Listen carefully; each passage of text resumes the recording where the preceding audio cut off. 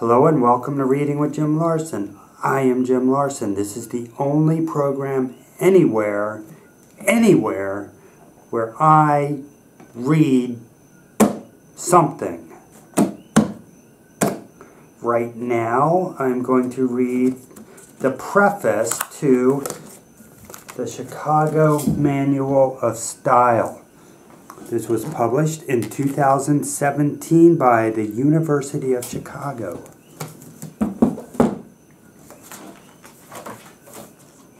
The preface. It begins on, never mind. It's going to tell you what page number, but there's no page number. Preface. Since the publication of the 11th edition of the Chicago Manual of Style in 1949, each new edition has been marked by a significant shift in publishing technologies, starting with the advent of photo typesetting, in the 1950s, whereby text was rendered on photographic paper rather than as lines of metal type, the norm since the first edition. The introduction of computers and desktop publishing drove further changes until starting in the early 1990s, the graphical internet changed everything once again. Fast forward to the 17th edition. Today, publishing generally relies on digital technologies, even for print. And more often than not, the end product is available in your pocket, a development that had just started to take hold when the 16th edition was published. It is safe to say that most of us now have ready access to at any given moment, and from practically anywhere we happen to be, not only to the classic novel Moby Dick, but also to the Congressional Record, and a map of the human genome, as well as the catalog of the Library of Congress and countless other databases. We can add to those practically anything else we might want, through a library or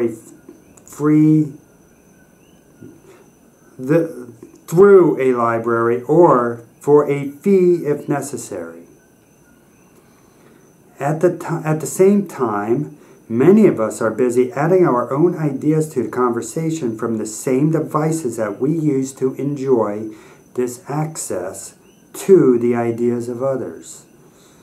The 17th edition recognizes this shift in a number of ways. First, how we look for and find information influences what we choose to read. New coverage of metadata and keywords in chapters 1 and 2 recognizes the role that authors and publishers play, not only in making their work available, but also in making sure it can be found by potential readers. This is complemented by significantly expanded coverage in Chapter 4 of options for open access publishing and distribution, which are also directly related to how readers engage with published sources. Those and other discussions also recognize the needs of self-published authors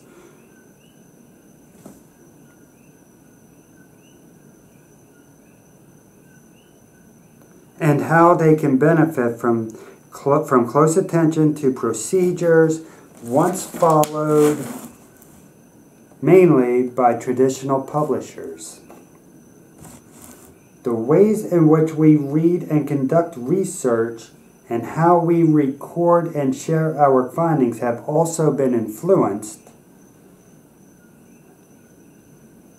Coverage of source... let me read that again. The ways in which we read and conduct research and how we record and share our findings have also influenced coverage of source citations. Chapters 14 and 15 have been updated to include more detailed coverage related to identifying and citing sources consulted online, including tips for choosing the best form of link to cite, when and how to list a timestamp in addition to a date, and when to keep a permanent copy of a source. Expanded coverage of citation management applications recognizes that many writers document their sources automatically, often from the same platform, and use to consult the sources themselves. New coverage of social media demonstrates how to cite publicly accessible posts and comments as well as direct private messages.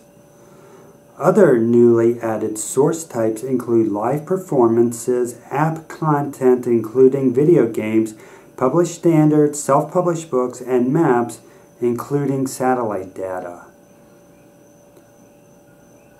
Dozens of changes throughout every chapter stem from the many ideas our readers have generously contributed through social media and our Q&A. For example, the new coverage on Hawaiian orthography in Chapter 11 was inspired by reader request, and the recognition in Chapter 5 of the rising use of they as a gender-neutral singular pronoun referring to a specific person stems in part from discussions with our readers that go back to at least the 14th edition. Many crucial additions were suggested by our advisory board. These include coverage of PDF annotation tools and the more detailed checklist for electronic books. In Chapter 2, the discussion of electronic theses, and the dissertations in Chapter 4, and coverage in Chapter 1 and 14 related to journals that follow a continuous publishing model. Broader changes affect the manual as a whole or specific chapters or subsections. Our extensive coverage of source citations for legal and public documents in Chapter 14 has once again been updated to reflect the latest edition of the Blue Book, now in its 20th edition. In general, paragraph titles and text have been revised with keyword searching in mind to make it easier to find specific content. And the bibliography has been thoroughly updated not only to include the latest resources, but also to recognize the latest versions of older resources, including those that have moved exclusively online, as is the case for the continually updated unabridged dictionary from Merriam-Webster. Meanwhile, the chapters on style and usage have been revised to include many refinements, clarifications, and additions. For example, Chapter 5 has been expanded to cover sentence structure and syntax, including elliptical sentences, negation, expletives, and cleft sentences.